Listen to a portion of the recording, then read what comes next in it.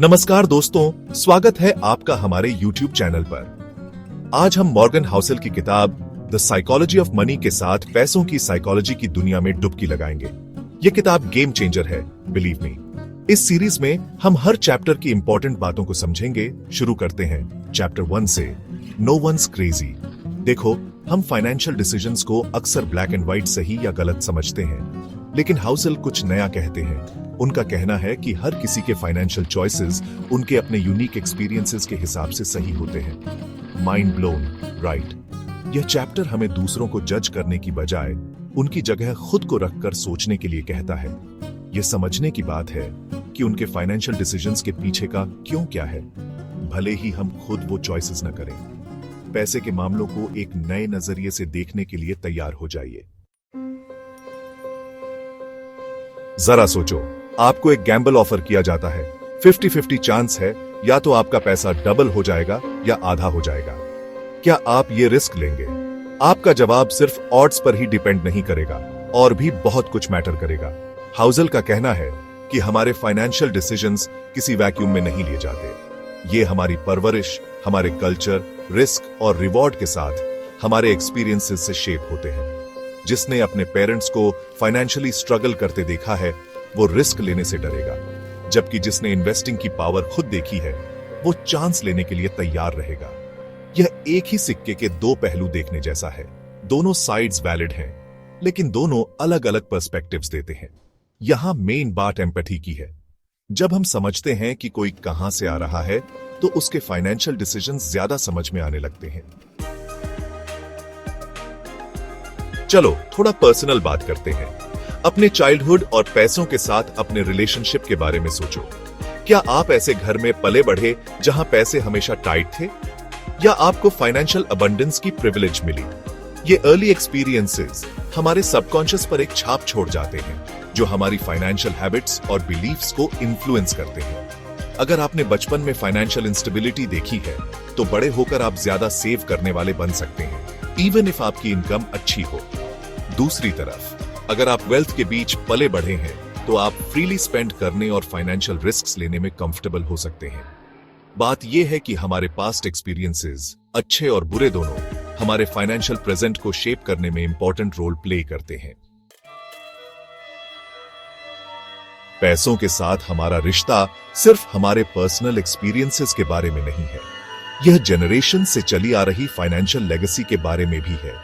सोचो, अपने पेरेंट्स या ग्रैंड पेरेंट्स से आपने पैसे के बारे में क्या सीखा? क्या उन्होंने बुरे वक्त के लिए सेविंग पर जोर दिया, या रिस्क लेने और एंटरप्रेन्योरशिप को इनकरेज किया? ये वैल्यूज और बिलीफ्स, जो अक्सर जनरेशन से पास होते हैं, हमारे फाइनेंशियल डीएनए में समा जाते हैं। ये हमारी स्ट्रेंथ का सोर्स हो सकते हैं, हमें एक सॉलिड फाइनेंशियल फाउंडेशन दे सकते हैं। लेकिन अगर हम केयरफुल नहीं रहे, तो ये हमें पीछे भी खींच सकते हैं। एग्जाम्पल के लिए, अगर आप एक ऐसे फैमिली से आते हैं जिसने हमेशा फाइनेंशियली स्ट्रगल किया है, तो आपको स्कैर्सिटी माइंडसेट इनहेरिट हो सकती है। आपको लग सकता है कि कभी भी पैसे इनफ नहीं होते। इन लिमिटिंग बिलीफ से बाहर निकलना एक हेल्थी और अबंडेंट फाइनेंशियल फ्यूचर बनाने के लिए इंपॉर्टेंट है। Section 5, the illusion of logic, emotions at the helm of financial decisions. हमें खुद को रैशनल समझना अच्छा लगता है, खासकर जब बात पैसों की हो। लेकिन सच ये है कि हमारे फाइनेंशियल डिसीजंस अक्सर इमोशंस से ड्रिवन होते हैं, लॉजिक से नहीं। जरा सोचो, क्या आपने कभी कोई इंपल्सिव परचेस की है जिसका बाद में रिग्रेट हुआ हो, या किसी इन्वेस्टमेंट को सेंटिमेंटल वैल्यू की वजह से बहुत देर तक होल्ड करके रखा हो? डर, लालच, उम्मीद, पछतावा, ये इमोशंस हमारे जजमेंट को क्लाउड कर सकते हैं और हमें इरैशनल फाइनेंशियल डिसीजंस लेने पर मजबूर कर सकते हैं। जब हम इनसिक्योर फील करते हैं, तो हम ओवर स्पेंड कर सकते हैं, या पास्ट फाइनेंशियल लॉसेस की वजह से इन्वेस्टिंग से पूरी तरह बच सकते हैं। माइंडफुल और इंटेंशनल चॉइसेस करने के लिए इमोशंस को पहचानना इंपॉर्टेंट है। Section 6, the spectrum of risk and reward, what makes your heart beat faster. हम सबकी रिस्क टॉलरेंस अलग अलग होती है। कुछ लोग एड्रेनलिन जंकीज होते हैं, हमेशा नेक्स्ट बिग थ्रिल के पीछे भागते हैं, जबकि कुछ लोग सेफ खेलना पसंद करते हैं और अननेसेसरी रिस्क से बचते हैं। रिस्क के साथ हमारा कंफर्ट लेवल कई फैक्टर्स से इन्फ्लुएंस होता है, जिसमें हमारी पर्सनालिटी, पास्ट एक्सपीरियंसेस और फाइनेंशियल गोल्स शामिल हैं। अपनी रिस्क एपेटाइट को समझना इन्वेस्टमेंट डिसीजंस लेने के लिए इंपॉर्टेंट है, जो आपके कंफर्ट लेवल के हिसाब से हो। अगर आप ऐसे इंसान हैं जो पैसे लूज करने का सोच भी नहीं सकते हैं, तो आपके लिए लो रिस्क, लो रिटर्न ऑप्शंस में इन्वेस्ट करना बेटर होगा। दूसरी तरफ, अगर आप वॉलेटिलिटी के साथ कंफर्टेबल हैं और आपका इन्वेस्टमेंट होराइजन लॉन्ग टर्म है, तो आप हायर रिटर्न्स के लिए ज्यादा रिस्क लेने के लिए ओपन हो सकते हैं। Section 7, the judgement trap, breaking free from financial shaming. इस चैप्टर की सबसे इंपॉर्टेंट बातों में से एक है नॉन जजमेंट का महत्व। दूसरों को उनके फाइनेंशियल डिसीजंस के लिए जज करना आसान है, खासकर अगर वो डिसीजंस हमारे वैल्यूज या बिलीफ से मैच नहीं करते। लेकिन याद रखें, हर कोई अपनी लड़ाई लड़ रहा है और उनके फाइनेंशियल चॉइसेस उनके यूनिक सर्कमस्टांसेस और एक्सपीरियंसेस का रिफ्लेक्शन है। जज करने के बजाय एम्पैथी और अंडरस्टैंडिंग प्रैक्टिस करें। जब हम ओपन माइंड और सुनने की विलिंगनेस के साथ फाइनेंशियल कन्वर्सेशंस करते हैं, तो वल्नरेबिलिटी और ग्रोथ के लिए एक सेफ स्पेस क्रिएट करते हैं। याद रखें, हम सब फाइनेंशियल लर्निंग के जर्नी पर हैं और हेल्प मांगने या अपनी मिस्टेक्स मानने में कोई शर्म नहीं है।